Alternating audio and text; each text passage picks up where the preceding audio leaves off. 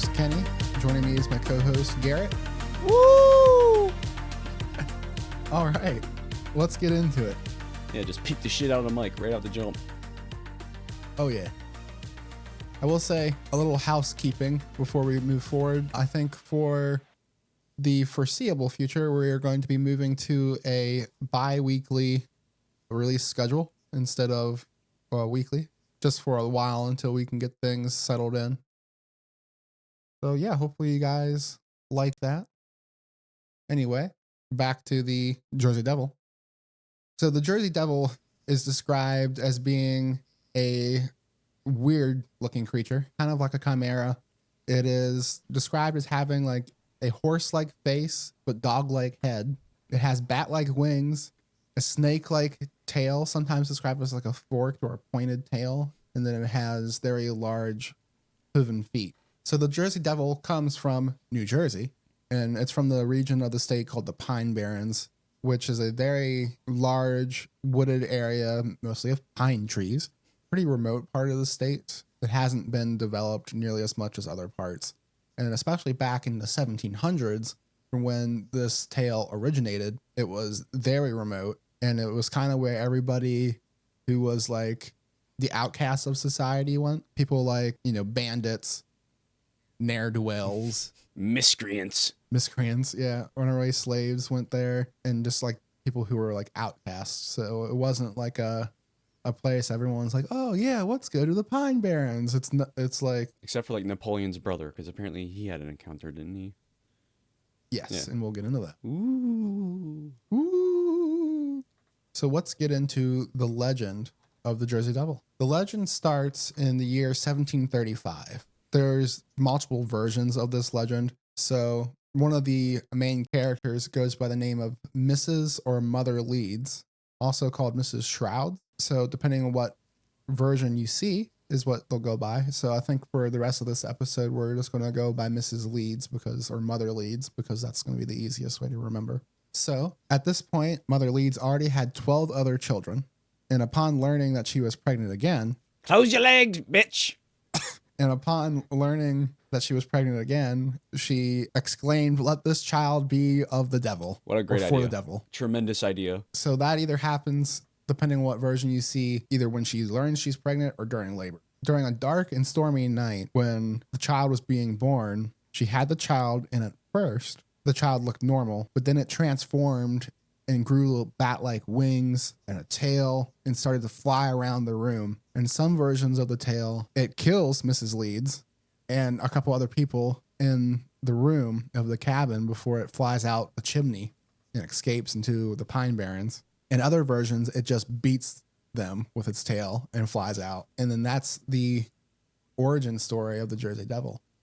Now, there's, like I said, there's a lot of different variations of this. There's another version of the tale. Mrs. Leeds gave birth. It was already horribly deformed, and she kept it locked in a room in a shed, As one does. where they stored firewood. Oh, yes. And he was only allowed to come out of the room after dark. Firewood and deformed Quasimodo baby. Yes, that's where you keep those things locked inside a cage. Yeah, so they kept him locked, and he would only come out after dark. And then one day during a big thunderstorm is when he escaped and flew off again with his leathery wings. Another version of the tale says that Mrs. Leeds fell in love with a British soldier during the Revolutionary War, which was, you know, a lot later than 1735. Yeah, and so because she banged a redcoat, she gave birth to a flying bat creature? Yes, because she was being punished for her treachery. Okay. Doesn't make a whole lot of sense there at all. That one's kind of like an oddball. Yeah, okay, I still don't understand how that one could draw to those conclusions. Moving on. Yeah, that one's a little weird. Plus, it's, you know, like 40 some years later before the Revolutionary War would even begin. So that one's kind of weird. I personally lead more credence to that she cursed that baby. Yeah. The 40 years later from the revolution, that sounds like maybe like a little tale that like somebody in like high school was just like throwing together and made their own little version. Yeah, it's kind of strange. Or like a kid's version, they just didn't get the concept right. Why is the Jersey Devil bad? This store is really old, right? So that's like them redcoats, and they were bad, right? So yeah. During the 18th century in New Jersey, obviously, like that's a pretty good time period for legends and superstitions. So anything that could have happened, even if it maybe was just a child with birth deformities. Which even then, it's cloven hooves and bat wings is and a horse head. Yeah. Yeah, and a horse-like head. Yeah, like You a could see how during that Looney time Tunes period that steamroller effect on the baby. oh my god, you could see how that time period could enable like things to like go crazy pretty quickly by word of mouth. Like, I imagine a bunch of drunk bastards sitting around telling stories to entertain themselves, and some guy just keeps adding on to it as he goes down the line. Yeah. After the origin in 1735, there has been hundreds of years of different sightings of the creature. So one of the first notable ones was by Commodore Stephen Decatur. In the early 19th century, Commodore Stephen Decatur, he was an American naval hero. He was visiting the Hanover Mill Works to inspect where his cannonballs were being made. And while he was there, he saw the Jersey Devil flying over the millworks. So what did he decide to do? He decided to shoot a cannon at it. This is very cartoonish. It just, yeah, I'm going to go see where me cannonballs are made. Holy shit, what is that? Shoot it. But according to the tale, he fired upon the creature. It was a direct hit. With a cannon, with a moving object. Hole. Yeah.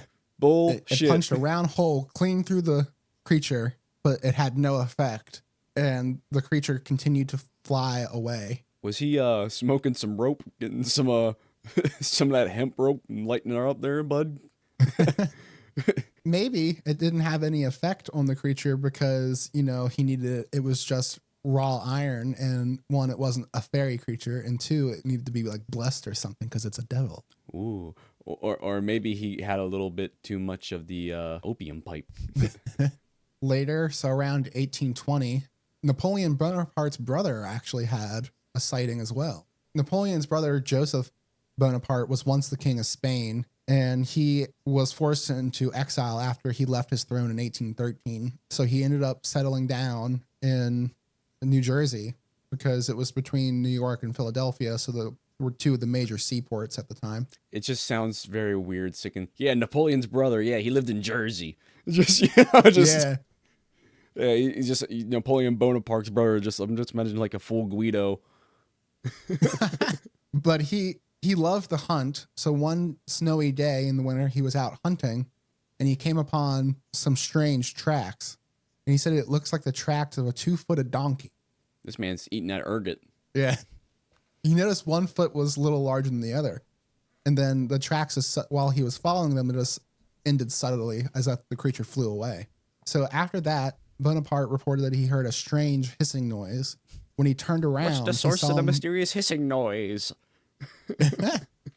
When he turned around, he found that he was face to face with the Jersey Devil. He described it as a large winged creature with a horse-like head, bird-like legs, and he was just frozen in like fear and astonishment. I'm just imagining a dude tripping balls on ergot and seeing a stork.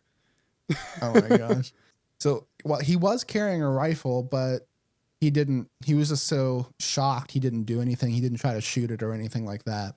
After a couple of moments, he said the creature hissed at him again and then flew away. So when he went back to his estate, he reported the incident to a friend, and then they informed him that he saw the famous Jersey Devil, who has been haunting the Pine Barrens since 1735. Ooh. He said that Bonaparte was actually really impressed by the story, and then he kept a lookout for it since, but he never encountered it again. Again, I'm just picturing him as like a modern Guido, but wearing like historical garb all messed up. He just goes, "No shit, bruh." Like that when he hears the story. Oh my God. That's pretty funny. He has like a gold chain, a black tank top. Yeah. But he has the Bonaparte pants. Like with the jack boots. Oh God. And for some reason at the time, sunglasses.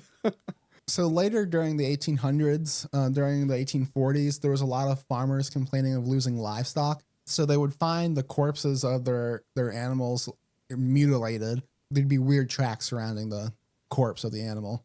So a lot of these were blamed on the Jersey Devil. But things really didn't pick up sightings wise until around 1909, actually. So right after the turn of the century. And that's when things started to really go up. Hell of a little lapse. Yeah, it went away for quite some time. It was so bad in the 1840s that some people were afraid to go outside after dark. But then after the 1850s, things started to die down a little bit until you hit 1909. And that's when there was a flurry of sightings, almost causing like a mass panic. They shut down schools. There were like people like looking everywhere for it. So full on mass hysteria. Yeah. Maybe it was because all the Coca-Cola they were drinking at the time. One of the headlines was from August the 3rd, 1909. Queer creature causes alarm. Devil horse roams about, frightening people in vicinity of Philadelphia. Search made by armed men. And then hunt for strange animal that makes odd footprints and runs through deep snow on only 2 legs. Were some of the headlines that were going around on the newspapers. There's a lot of jokes that can be with a couple of them opening lines. They didn't mean it like that back then. Look at that creature. It's a Oh my God. So the height of the sightings occurred during the week of January 16th to the 23rd. The 16th was a Saturday, and it's supposedly the Jersey Devil was sighted flying over Woodbury.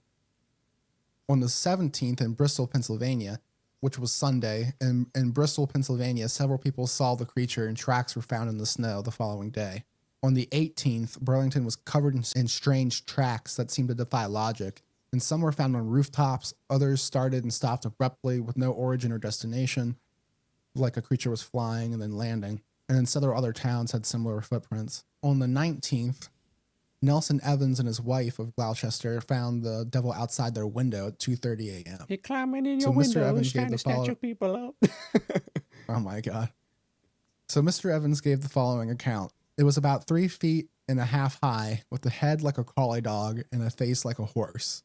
It had a long neck, wings about 2 feet long, and its back legs were like those of a crane, and it had horse's hooves. It walked on its back legs and held up 2 short front legs with paws on them. It didn't use the front legs at all while we were watching.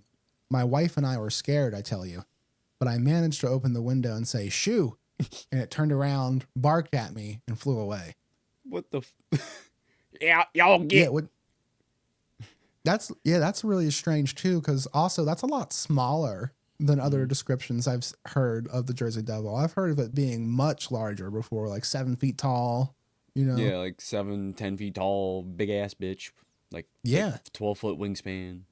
And this is only 3.5 feet tall. Like that's still a weird creature, but that's like literally half the size. And barked. On that same day, 2 Gloucester City hunters tracked the devil's seemingly impossible trail for 20 miles. The trail appeared to jump fences and squeeze under 8-inch gaps. And how did they track for 20 miles? Has anybody ever walked 20 miles through like uneven ground and through the woods and through like, you know, just like parks and shit? Like it takes forever to do just 2 miles.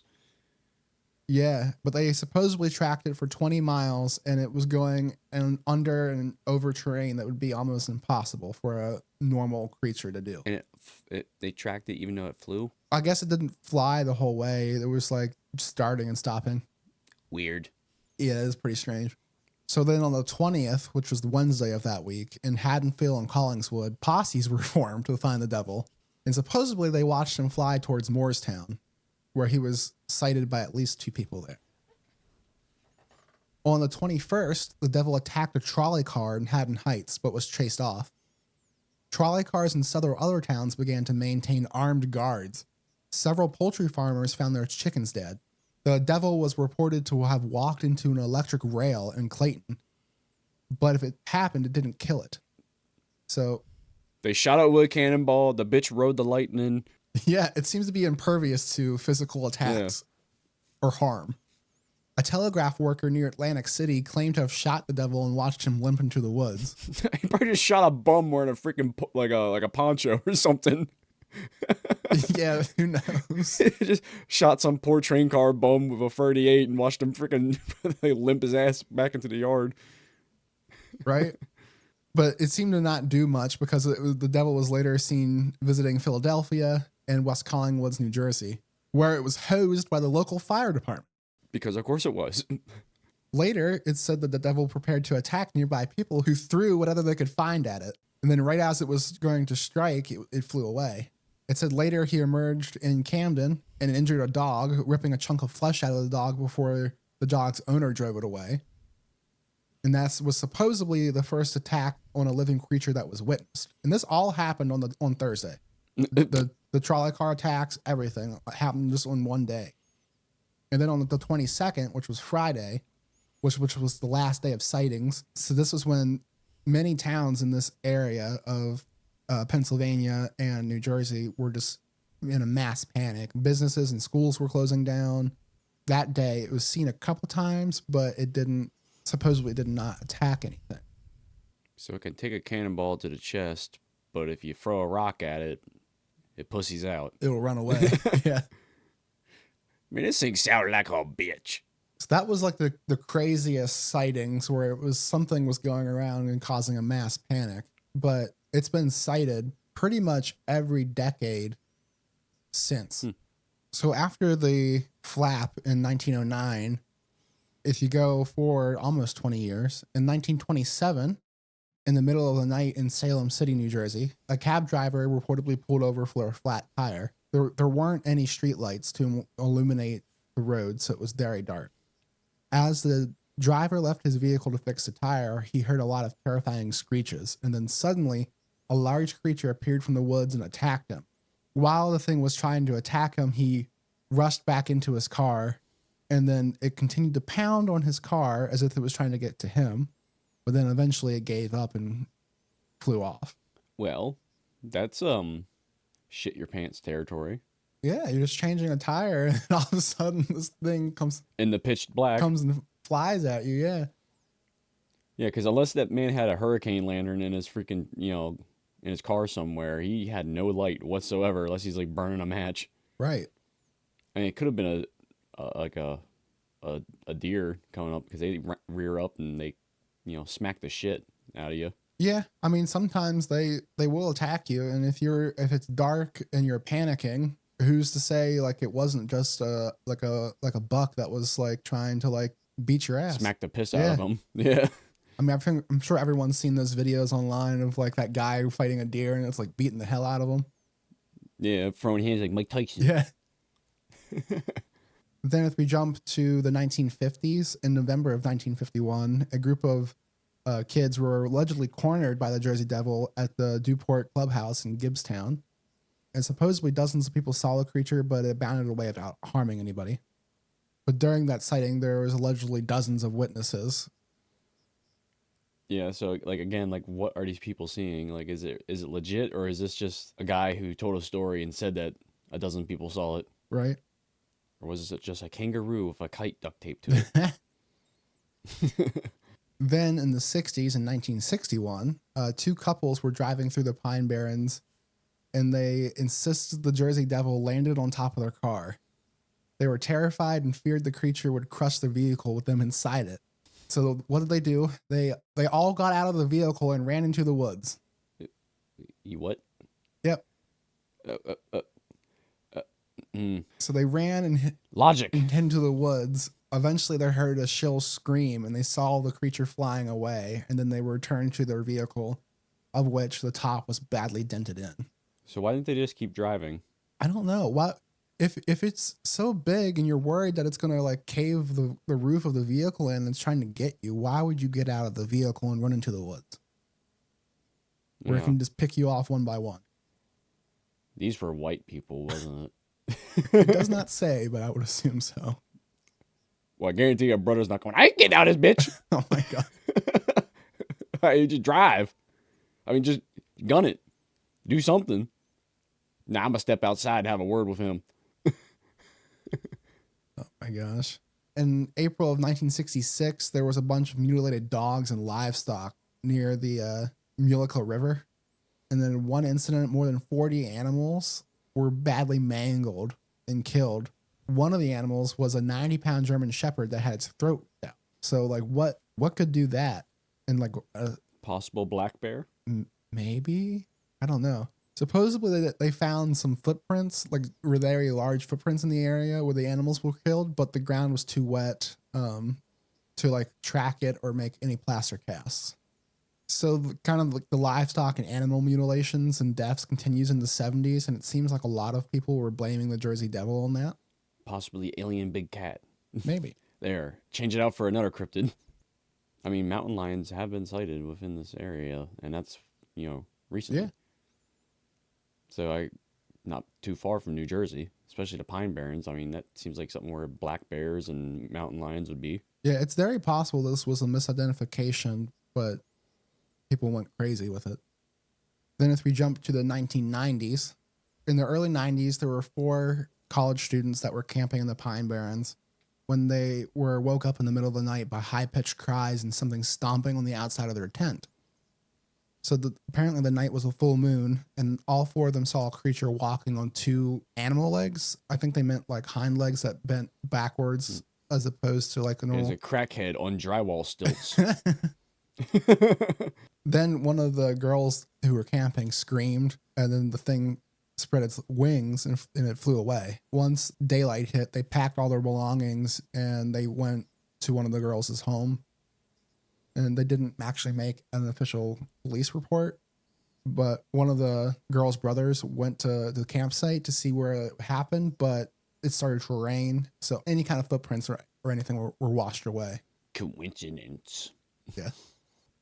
Then if we jump to 2009, a woman and her husband had driven out to the Pine Barrens after midnight to shoot a new gun they had purchased. I don't know why you're going out at night to the Pine Barrens to shoot a gun. I don't know why you wouldn't go to a range in the daytime, but whatever. Okay, I think I know what's going on here. That dude was going to kill his wife, and he chickened out. He was going to pop her shit. Come on, honey, we're going to try out this new gun. It'll be fun. Why are we going at night? Why are we going to the Pine Barrens? Why are you asking so many questions? But so after, I guess, they were done shooting, they headed back to their car. When they headed back to their car, they heard loud flapping noises overhead and noticed the tops of the trees were swaying, although there was no wind. The wife had left her cell phone in the car, but they couldn't find it. And while they were standing at the vehicle with both doors open, something threw the phone at her, smashing it so thoroughly it was totally destroyed. So then they hopped into the car and they drove off, and they heard birds all over the place. They heard large flapping, like the sound of large wings flapping. And they both felt that they were in impending danger, so they flew off. Like they drove really, really fast. So it just yeets the phone at the bitch's melon and just screeches at her. Yeah, yeah. Because even the Jersey Devil's like, kill this mouthy bitch. Oh my gosh. Then in the spring of 2011, a man by the name of Nicholas Sakalauskas, his mother and a friend were returning. Nicholas the Pollock. His mother and a friend were returning from the Bamboozle Festival in Ashbury Park when the Pollock got bamboozled. Oh, how the turntables. They were returning from the Bamboozle Festival in Ashbury Park when a bipedal animal ran across the road in front of them. The headlights, he said, were shining directly on the creature, but they were only able to see it from the leg up to the hip area, and the rest of the thing was completely black. They were all speechless until his friend broke the silence and asked, was that the freaking Jersey Devil? So it seems like sightings are getting, as time goes on, getting less and less extravagant. I don't know how you. Yeah, just more like frequent. Like I saw something. It was something. That was it. That's about it. Maybe it was a Jersey Devil. I don't know. And then if you go to like October of 2015, there were supposedly 2 more sightings of the devil, with one man supposedly getting a picture of it, and then later a woman submitted a video of the Jersey Devil. Whether they both looked kind of fake, so they were dismissed as hoaxes. And I've seen the picture of the picture, not the video, and it looks like, it looks pretty bad. It looks like pretty fake. So I would not be surprised if it was like a hoax at all. Yeah. All I could think about was that episode of Lost Tapes on Animal Planet when we were a kid. It's a good show. Yeah. Very cheesy, but very good. Yeah. Couldn't sleep after that whole weird little vampire in the wall episode. That was the best episode. Yeah, no, it was creepy. So a lot of people are saying that the Jersey Devil is obviously just a legend, and that what a lot of people were seeing was actually just a sandhill crane, which that could explain why it's only like the one couple in the early 1900s said it was like 3.5 feet tall. The sandhill cranes, they're big birds, but they're not, that big. They're not like 7 feet tall. They don't have a horse's head. So do you think what people were just seeing a misidentified animal and they were gonna kind of going off of that? I'd say it's a combination of that, people making tall tales, and I don't know, maybe a touch of maybe some intoxicant of some kind, and also maybe some schizophrenia. Full schizo. Yeah. Obviously, I think something must have happened in 1909 because like there was numerous sightings and people were just going crazy. Yeah. Now, it could have just been a mass hysteria where they saw like a bird flying and they're like, "Oh my God, it's the Jersey Devil," and yeah, that's very possible. But definitely the whole shooting it with a cannonball is straight up bullshit. Yeah, who knows about the stories from that far back? Yeah. And then obviously some of these sightings are probably just straight up hoaxes, like people just saying they saw something. Like, I'm telling you, man, it was the Jersey Devil. Meanwhile, it was like a deer jumped over a freaking an embankment, and he was just like, wait, and just had a full freak out moment. Yeah. Or like the guy in the 20s just get his shit pushed in.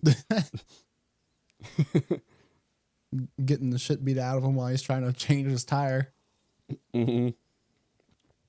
Or the one guy who decided, he said, I shot it when during the trains were getting switched out. Meanwhile, it was probably just some wino in a poncho. But for good or bad, the Jersey Devil definitely left its mark, even just on the culture of New Jersey. I mean, now there's like the Jersey Devils, it's like sports teams. There's people, selling all kinds of like stickers and merch and everything. And yeah, kind of like how the whole Mothman thing blew up. And there's obviously now more of a pretty big, or not, I don't know how big, but there is a tourism draw to the Pine Barrens, like because people, they want to go see the area, they want to camp there, they want to maybe have like a potential run-in with the Jersey Devil, do their own investigations of it. Yeah. Which there is a folklorist by the name of Angus Gillespie. What a name! Yeah, and he actually thinks that's a really bad thing. He says the Jersey Devil is evil. And he says it's known for slitting the throats of babies in their cribs. It's not a cartoon. It's a monster. Show me the evidence, my dude. I mean, where's all these babies getting their shit slit? I mean, there probably is a story of like something really, really evil, like that the Jersey Devil is supposedly attributed to. But I would agree. It's probably not the best thing to like have like a bunch of things like, oh, this is the devil. But I mean, how many teams are like the Devils, the Blue Devils, the how many things are called devil this, devil that? Like it's been a thing in culture for like hundreds of years. I don't think it's gonna literally draw and piss off the entity because tourism. Yeah, I mean, I think maybe the point he was trying to get across was that things like this shouldn't just be taken lightly and like made light of, but like on the one hand, like mocking something is like a good way to like diminish it. Yeah, another thing is, dude, you're telling me you take this shit serious? Yeah, who knows? I think people were definitely seeing something. Now, what they were seeing, I have no clue. And if you go back to like the 17 or 1800s, like who knows what was going on? It's been so long ago. Who knows? Yeah, like people could just be making shit up at that point. I mean, who's going to fact check them? Right. It could be as simple as, I don't want them coming around my property. Let's make some shit up. Some people said like maybe it was just like something that like people told their kids to keep them from going into the Pine Barrens. More than likely.